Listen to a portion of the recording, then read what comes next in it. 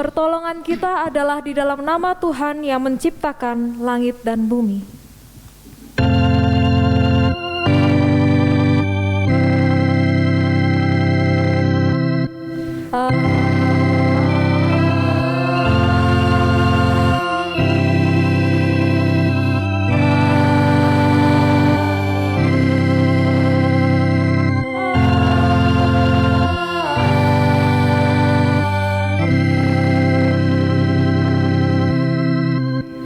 Kasih karunia dan damai sejahtera dari Allah Bapa dan dari Tuhan Yesus Kristus dalam persekutuan Roh Kudus beserta saudara sekalian. Dan menyertai saudara juga.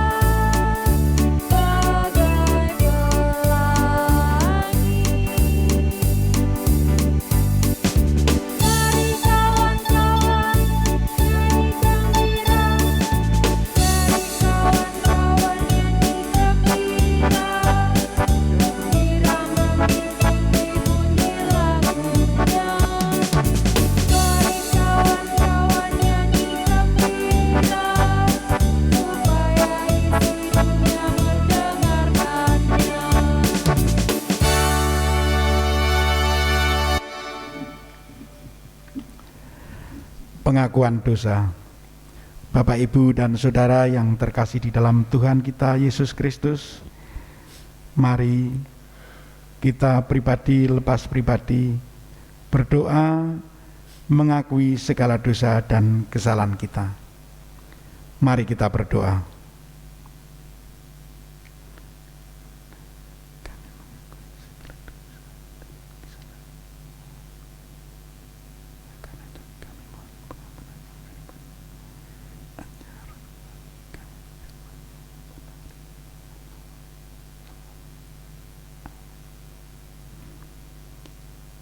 Demikianlah Tuhan, doa pengakuan dosa yang kami panjatkan secara pribadi oleh masing-masing kami. Kiranya Engkau berkenan mengampuninya. Di dalam nama Tuhan kami Yesus Kristus, Sang Juru Selamat, kami sudah berdoa. Amin. Bagi kita yang menyesali dan mengakui segala dosa dan pelanggaran kita, mari kita menerima berita anugerahnya yang diambil dari Mazmur pasal 32 ayatnya yang pertama. Berbahagialah orang yang diampuni pelanggarannya, yang dosanya ditutupi. Mari kita persiapkan diri kita menyambut firman Tuhan, di saat ini kau perlu Tuhan.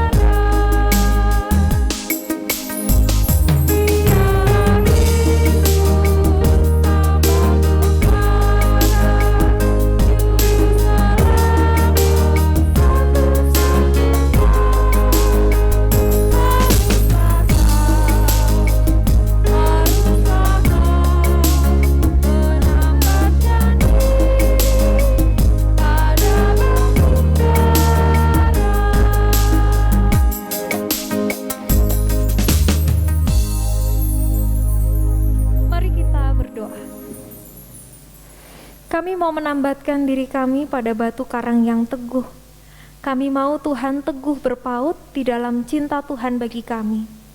Maka saat ini Tuhan, kami menyadari kami membutuhkan suara Tuhan bagi kami untuk menjalani kehidupan kami. Kami lemah, kami dipenuhi dengan segala celah. Kami tidak mampu berjalan di dalam jalan kebenaran Tuhan tanpa pertolongan-Mu. Tolong kami Bapa, biarlah kami boleh terus berjalan di atas firman Tuhan yang kekal. Di dalam nama Tuhan Yesus kami berdoa dan mengucap syukur. Amin. Markus pasal 1 ayatnya yang ke-21 sampai dengan 28. Markus pasal 1 ayat 21 sampai dengan 28 menyatakan demikian. Mereka tiba di Kapernaum. Setelah hari Sabat mulai, Yesus segera masuk ke dalam rumah ibadat dan mengajar. Mereka takjub mendengar pengajarannya sebab ia mengajar mereka sebagai orang yang berkuasa, tidak seperti ahli-ahli Taurat. Pada waktu itu di dalam rumah ibadat itu ada seorang yang kerasukan roh jahat. Orang itu berteriak, "Apa urusanmu dengan kami, hai Yesus orang Nazaret? Engkau datang hendak membinasakan kami? Aku tahu siapa engkau, yang kudus dari Allah."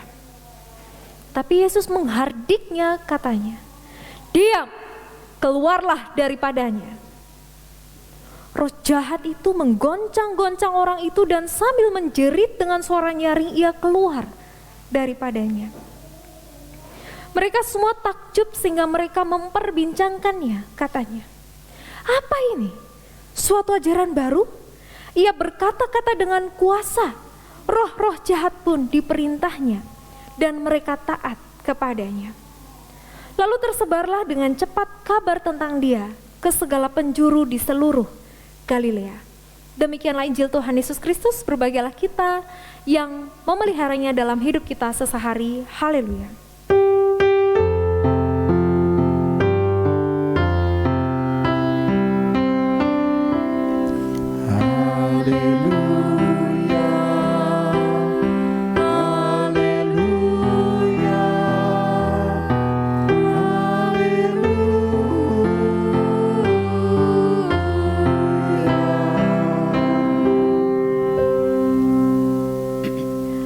Selamat pagi Bapak Ibu Saudara yang dikasihi oleh Tuhan Yesus Kristus. Hari ini tema kita adalah takjub pada kuasa Allah. Bapak Ibu, adakah di antara Bapak Ibu Saudara yang tidak tahu kata viral? Saat ini Bapak Ibu, hari ini kita bersama-sama ada di dalam ibadah ini dilayani oleh tim multimedia yang baru Bapak Ibu. Puji syukur kepada Tuhan, sudah terbentuk tim multimedia yang baru. Nah, Bapak Ibu, di tengah situasi yang semacam ini, yang mendesak karena adanya pandemi, penuh dengan sukacita karena justru gereja-gereja harus menyesuaikan diri, dan dengan demikian Bapak Ibu Saudara, hadirnya tim multimedia yang baru ini membawa sukacita bagi setiap kita. Bapak Ibu Saudara, kata viral saya rasa di zaman sekarang tidak ada yang nggak tahu ya, semuanya sudah kenal kata viral. Dari kata virus. Semoga Bapak Ibu Saudara tahu ya, oh kata viral itu dari kata virus. Kata yang mengerikan ini di situasi pandemi sekarang, namun ternyata turunan katanya, kata viral menjadi sesuatu yang nadanya tidak nada negatif, tidak berkonotasi negatif, tetapi konotasinya positif. Sesuatu yang viral itu berarti sesuatu yang semua orang tahu, semua orang paham, mendengar setidaknya ya. Itulah sesuatu yang viral. Nah, bagaimana sesuatu bisa menjadi viral Bapak Ibu? Sesuatu bisa menjadi viral ketika isu itu, barang itu, situasi itu disiarkan, disampaikan oleh berbagai media yang ada. Ya, kalau zaman sekarang berbagai media sosial banyak sekali ya. Ada YouTube, ada Facebook, ada Instagram, ada Snapchat. Saya nggak tahu apakah Snapchat sekarang masih se-oke zaman dulu ya. Kemudian ada Twitter, dan lain-lainnya. Banyak sekali media-media yang membuat sebuah isu menjadi viral, menjadi dikenal oleh banyak orang. Nah, di dalam perikop yang kita simak bersama Bapak Ibu, kita juga melihat sesuatu yang menjadi viral di zamannya. Apa itu? Yang menjadi viral saat itu adalah ajaran Tuhan Yesus. Kenapa kok menjadi viral Bapak Ibu? Karena tersebar dengan cepat. Ya, tadi di ayat ke-27 dan ke-28 disampaikan bahwa tersebarlah dengan cepat kabar tentang Dia, tentang Tuhan Yesus ke segala penjuru di seluruh Galilea. Jadi mau orang yang dimanapun mereka, asal mereka tinggal di Galilea, mereka mengenal Yesus. Mereka setidaknya pernah dengar nama Yesus dan tahu beberapa hal tentang Yesus. Nah, pertanyaannya adalah kok bisa ya ajaran Tuhan Yesus menjadi viral? Karena Bapak Ibu Saudara ada satu hal, yaitu mereka semua takjub. Orang-orang yang hadir saat itu di Kapernaum takjub. Takjub itu seperti apa Bapak Ibu? Takjub itu wah ya. Mereka ada situasi, ada suasana kekaguman, ada perasaan yang takut tapi juga sekaligus senang, sekaligus ya macam-macam campur baur. Namun di dalamnya yang jelas ada perasaan kagum. Itu takjub Bapak Ibu. Nah, apa yang membuat mereka merasa takjub? Yang membuat mereka merasa takjub adalah ajaran Tuhan Yesus berbeda dengan ahli-ahli Taurat yang lainnya. Bapak Ibu Saudara, saya nggak terlalu mengikuti K-pop ya. Tetapi ada satu grup idol yang saya tahu namanya NCT. Ya, semoga remaja-remaja kita lebih tahu daripada saya ya. Dan rupa-rupanya NCT ini tidak seperti grup-grup yang lain, dia itu terdiri dari 20-an anggota. Bapak Ibu bisa bayangkan kalau zaman dulu saya masih remaja, taunya Westlife ya, atau Backstreet Boys, NSYNC, yang nggak banyak orang-orangnya. Tapi sekarang ternyata ada grup-grup idol yang 20-an orangnya, anggotanya. Saya nggak kebayang itu fansnya kok bisa ngafalin satu-satu wajah dari idol ini, tapi itu begitu luar biasa. Dan sesuatu yang berbeda ini membuat orang lain menjadi takjub. Itulah juga yang dilakukan oleh Tuhan Yesus. Ajaran Tuhan Yesus begitu berbeda dengan ajaran-ajaran ahli Taurat sehingga membuat orang-orang menjadi takjub, menjadi kagum. Kenapa? Karena mereka melihat Yesus mengajar sebagai orang yang berkuasa, tidak seperti ahli-ahli Taurat. Ada power, ada kekuatan di dalam setiap kata-kata Tuhan Yesus. Ada karisma yang dinyatakan oleh Tuhan Yesus melalui kata-katanya. Mereka bisa melihat bahwa Tuhan Yesus bukan hanya berkata-kata saja, bukan hanya pidato, bukan hanya berkhotbah, tetapi di dalam apa yang dia katakan ada powernya, ada kekuatan yang keluar dari dalam dirinya. Sehingga itu membuat semua orang menjadi takjub. Dan hal ini nyata jelas di dalam kisah ini ketika di dalam rumah ibadat itu, ketika Tuhan Yesus sedang menyampaikan firman, ada seorang yang kerasukan roh jahat. Orang ini kemudian berteriak, "Apa urusanmu dengan kami, hai Yesus orang Nazaret? Engkau datang hendak membinasakan kami? Aku tahu siapa engkau, yang kudus dari Allah."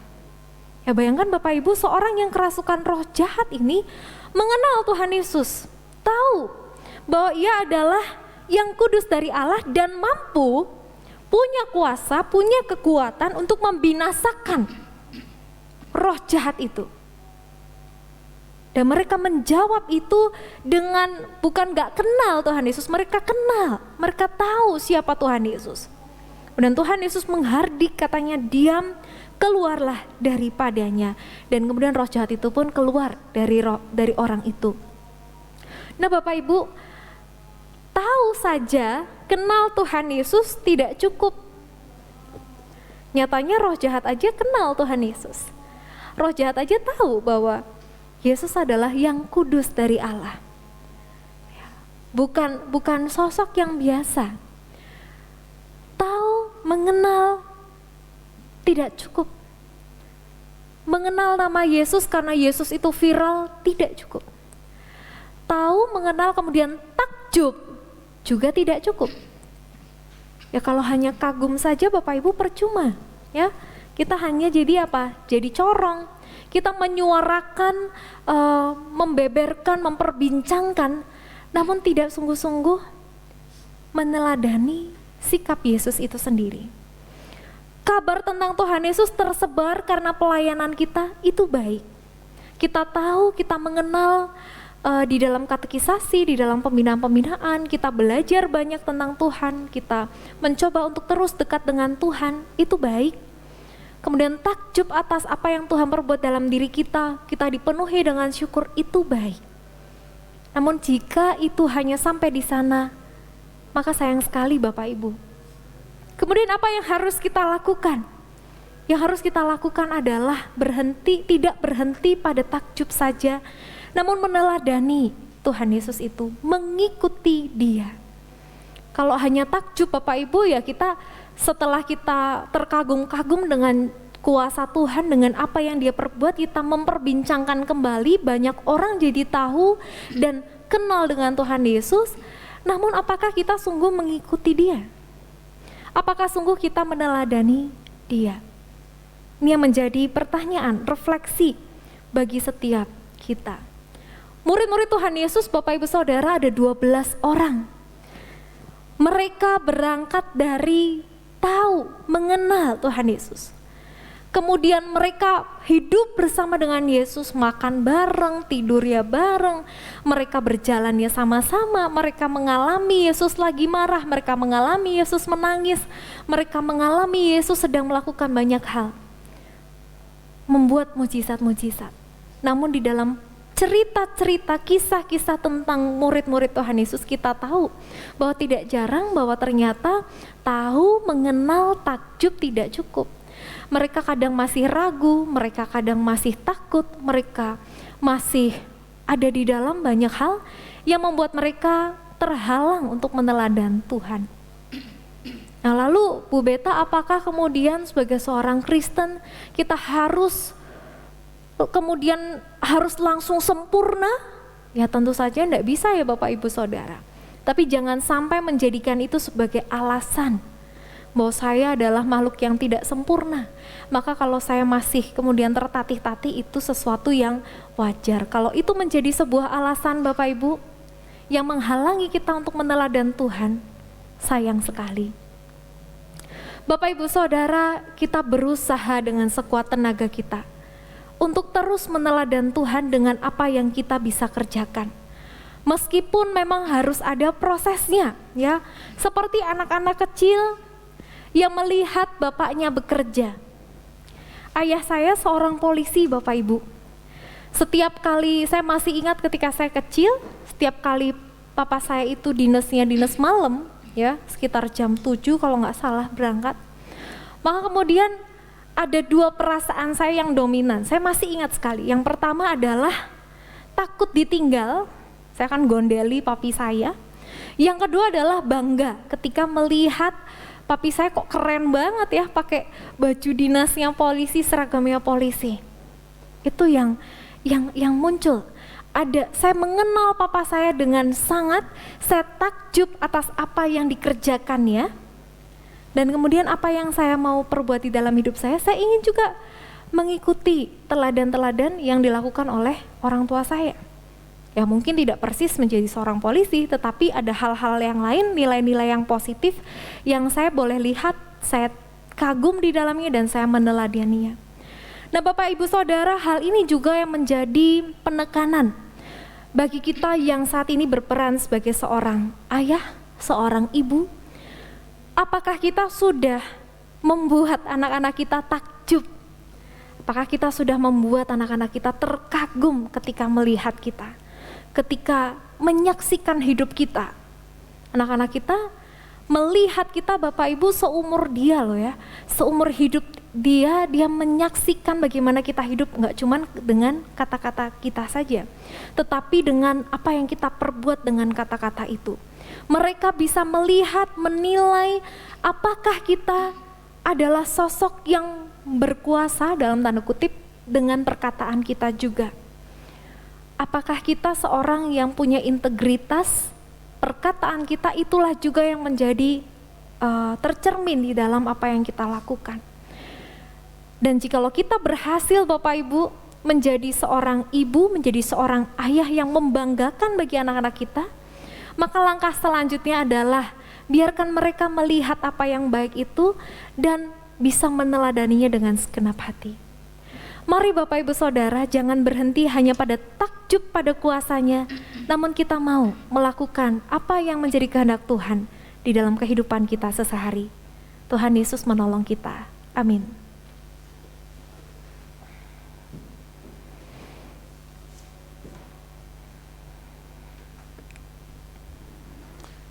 Bapak Ibu Saudara yang terkasih di dalam Tuhan Yesus Kristus, setelah tadi kita mendengarkan khotbah, maka tiba saatnya kita akan bersama-sama mengucapkan pengakuan iman rasuli. Oleh karena itu, jemaat kami mohon untuk bisa berdiri.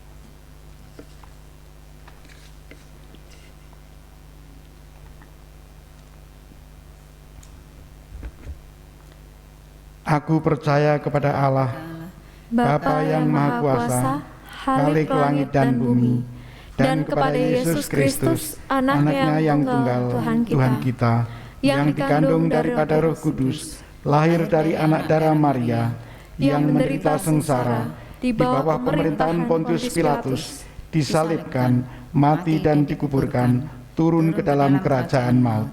Pada hari yang ketiga, bangkit pula dari antara orang mati, naik ke surga, duduk di sebelah kanan Allah, Bapa yang Maha Kuasa, dan dari sana ia akan datang untuk menghakimi orang hidup dan yang mati. Aku percaya kepada Roh Kudus, gereja yang kudus dan am, persekutuan orang kudus, pengampunan dosa, kebangkitan orang mati, dan hidup yang kekal. Amin. Dipersilakan duduk kembali. Mari kita bersama menaikkan doa syafaat kita. Tuhan, saat ini kami bersama-sama bersatu hati membawa doa syafaat kami. Saat ini kami mengingat Tuhan, keluarga dari Ibu Waluyo yang saat ini sedang berduka. Tuhan, kiranya Engkau yang memberikan kekuatan dan penghiburan kepadanya, kepada mereka. Meskipun mereka berbeda keyakinan dengan kami, namun kami percaya kasih Tuhan melampaui batas-batas apapun. Dan mereka boleh menerima kekuatan dan penghiburan yang datang daripada-Mu. Kami pun percaya Tuhan, bahwa tiada keraguan di dalam hati kami bahwa Engkau mengasihi Ibu Waluyo lebih dari bagaimana kami mengasihinya. Bapa, kami juga berdoa saat ini untuk Mbah Janji yang saat ini sedang sakit. Tuhan, kami percaya Engkau memberikan kekuatan, Engkau memberikan pemulihan, kesembuhan. Apapun yang dibutuhkan oleh Mbah Janji untuk pulih, kami percaya Tuhan mencukupkan. Biarlah Engkau sendiri Bapa yang menjamahnya. Kami juga berdoa sehingga setiap keluarga boleh beroleh kekuatan, kesabaran, damai sejahtera, dan keteguhan dalam iman. Mereka boleh terus meneguhkan, menguatkan Mbah Janji di dalam sakit penyakit ini. Kami juga berdoa Tuhan, untuk gereja-Mu GKI Wuleri Plelen. Setiap anggota majelis jemaat, baik penatua, hamba-Mu sebagai calon pendeta, pendeta konsulen, setiap kami boleh bersinergi secara positif. Kami boleh saling membangun, saling mendukung, saling menopang. Kami punya satu visi, satu tujuan dalam mengerjakan yang terbaik bagi gereja-Mu. Kami juga berdoa untuk setiap anggota jemaat dan simpatisan dimanapun mereka berada. Dalam setiap kesulitan pergumulan hidup, Tuhan peganglah erat tangan mereka. Biarlah mereka boleh Engkau rangkul, Engkau perlengkapi dengan hikmat-Mu. Setiap masalah apapun tidak akan menghentikan langkah mereka untuk terus percaya kepada Tuhan. Engkau sendiri Bapa yang menolong dan memampukan mereka untuk menyelesaikan segala permasalahan hidup mereka.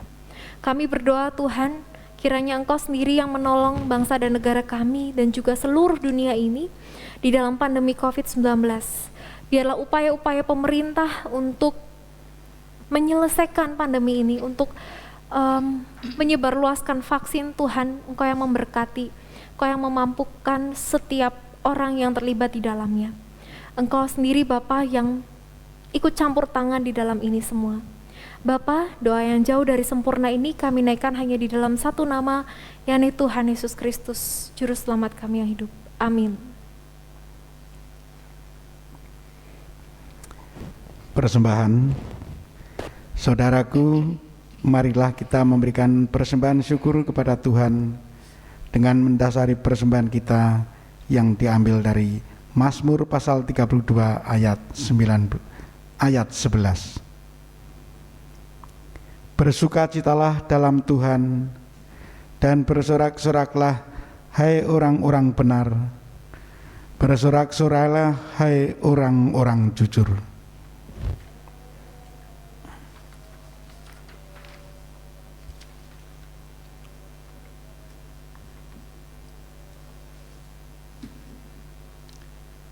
Mari kita berdoa. Tuhan Allah kami, terpujilah Engkau di dalam nama Kristus Yesus. Kami sungguh bersyukur Tuhan kalau kesempatan malam hari ini Engkau berkenan mengumpulkan setiap kami untuk bersama-sama beribadah mendengarkan firman kebenaran-Mu. Tuhan, kami diingatkan untuk tidak sekedar takjub pada kuasa Allah saja Tuhan, tidak berhenti di situ Tuhan, tetapi lebih dari itu kami harus bisa meneladaninya terhadap apa yang sudah Tuhan Yesus lakukan. Terima kasih Bapa, dan saat ini juga kami bersyukur kalau Engkau memberikan waktu dan kesempatan Tuhan bagi kami untuk boleh mempersembahkan dari apa yang Tuhan sudah berikan kepada kami. Kecil Tuhan apa yang bisa kami persembahkan kepadamu, namun demikian kami memohon Tuhan apa yang kami lakukan berguna untuk pekerjaan-pekerjaan-Mu di dunia ini. Ampuni Tuhan segala dosa dan kesalahan kami manakala kami di dalam mempersembahkan terselip dosa dan kesalahan. Hanya di dalam nama Kristus Yesus kami sudah berdoa. Amin.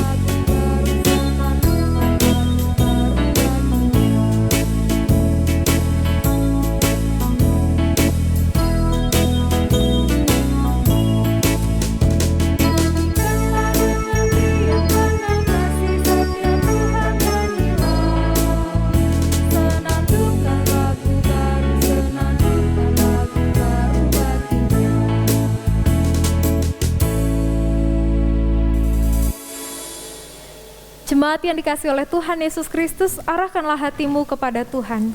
Kami mengarahkan hati kami kepada Tuhan. Jadilah saksi Kristus. Kami siap menjadi saksi Kristus. Terpujilah Allah Bapa, Anak, dan Roh Kudus, kini dan selamanya. Pergilah dalam damai sejahtera dan terimalah berkat Tuhan. Tuhan memberkati kita dan melindungi kita. Tuhan menyinari kita dengan wajah-Nya dan memberi kasih karunia. Tuhan menghadapkan wajah-Nya kepada setiap kita dan memberi damai sejahtera. Amin.